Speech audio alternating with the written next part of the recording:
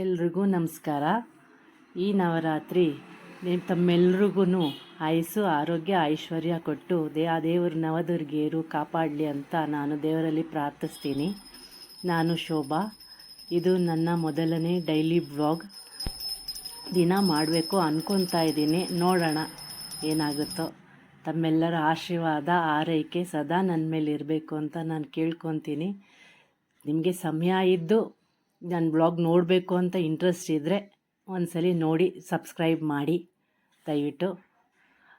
ಮತ್ತು ಇವತ್ತು ಮೊದಲನೇ ದಿನ, ನವರಾತ್ರಿಯ ಮೊದಲನೇ ದಿನ. ಎಲ್ಲ ಮನೆಯೆಲ್ಲ ಕ್ಲೀನ್ ಮಾಡಿ ಮಾಡೋಷ್ಟರಲ್ಲಿ ಸಾಯಂಕಾಲ ಆಗೇ ಹೋಯಿತು.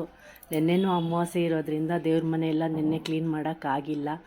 ನೆನ್ನೆನೂ ಪೂಜೆ ಇತ್ತು, ಅದಕ್ಕೆ ಇವತ್ತು ಬೆಳಗ್ಗೆಯಿಂದ ಎಲ್ಲ ಕ್ಲೀನ್ ಮಾಡೋಷ್ಟರಲ್ಲಿ ಸಾಯಂಕಾಲ ಆಗೇ ಹೋಯಿತು. ಅದಕ್ಕೆ ಸಾಯಂಕಾಲ ಪೂಜೆ ಮಾಡಿದೆ. ಮತ್ತು ಮನೆಯಲ್ಲಿ ಪುಟ್ಟ ಪಾಪು ಇರೋದ್ರಿಂದ ಆ ಕಡೆ ಈ ಕಡೆ ಆಗುತ್ತೆ ಸ್ವಲ್ಪ ಸಮಯ. ಇವತ್ತು ಮೊದಲನೇ ದಿನ ಹಾಲಿನ ಪಾಯಸ ಮಾಡಿದ್ದೀನಿ ದೇವರಿಗೆ ನೈವೇದ್ಯಕ್ಕೆ ಅಂತ.